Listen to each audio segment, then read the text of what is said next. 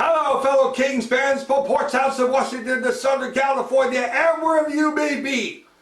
Welcome to episode 2 of our 10-part mini-series chronicling my 40 years as a lifelong fan of the Los Angeles Kings, loyalty to royalty.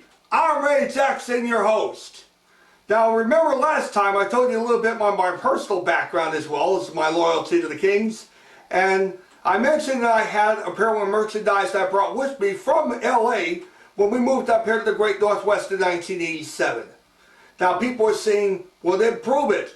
So I say this just like Bill Cunningham would say, let's put the cheese on the cracker and get to it. So here it is, ladies and gentlemen, the first of 2 drawers I'm going to unveil of all the Kings merchandise that I brought with me. Right here, of course.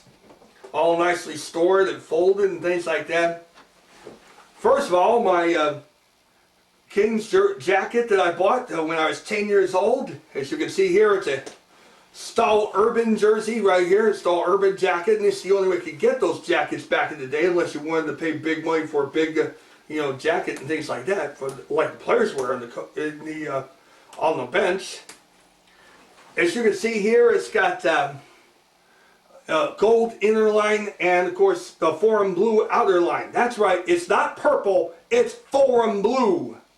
And of course you can tell already that it has a little bit of damage to it because I wore it so long as a kid, and every once in a while I did, like most snot-nosed kids did back in the early 70s and 80s, I wipe my nose. But I'm glad it's all cleaned up and ready to go, and I know one thing, this will always be one of my first ever things I bought as a Kings fan back in 1976.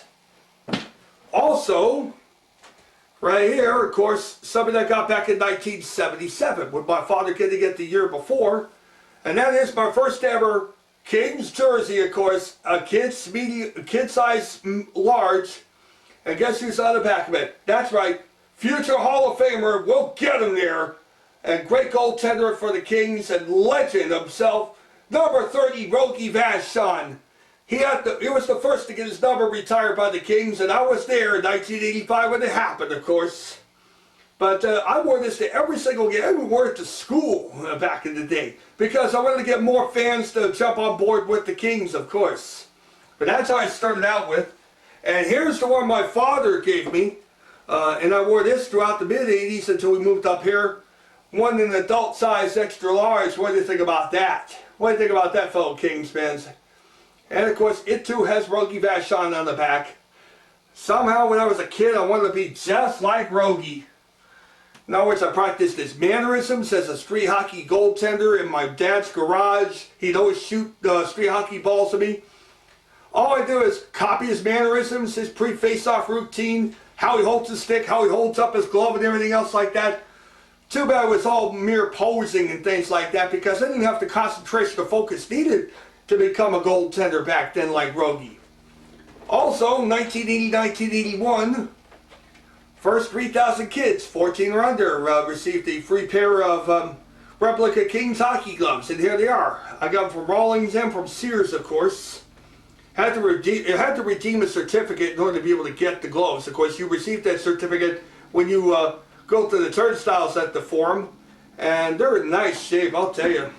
NHL V104, and tried it on for the first time in a long time. Hey, I'm surprised they still even fit on me a little bit, even though they may be a little too big, a little too small on me right now, of course. But you're going to understand that, of course. Also, of course, I mentioned I idolized Rogie Vachon back in '87, the late 70s, early 80s. And here it is, a superstar t-shirt my late mother got me back in 1977. It's a Hanes, it's a extra large size 48. Back then, extra large was considered a little small for some people. And so, of course, I got this little Kings fisherman hat as well. Right here, of course. And, of course, remember the scoreboard when it was up there at Northridge and Tampa Avenue and things like that? Well, I got this plaque from them as well, and it's one of those plaques in which you hang up on your wall and locker and things like that. You can tell it's simulated multi-grain. Everything is in great condition on this thing. That's why I still carry it. Yep. And of course, we got the 1976, 1977, 1977, 1978, and the 1978-79 National Hockey League Media Guide for all the teams in the NHL at the particular time. And I read that like a book. I learned all about the NHL records, who is still alive, who is dead, and things like that. Boy, have things changed over the past 40 plus years. But I'll be unveiling some more stuff here. By the way, as far as those jerseys and jackets are concerned, I always have them sealed in Ziploc bags to preserve the meat that much even more, because I know how valuable they're going to be in the short future. So until next time, fellow Kings fans, this is Ray Jackson reminding all of you that the three most important words in the English language are Go Kings Go! Peace out, good night, enjoy the game everybody!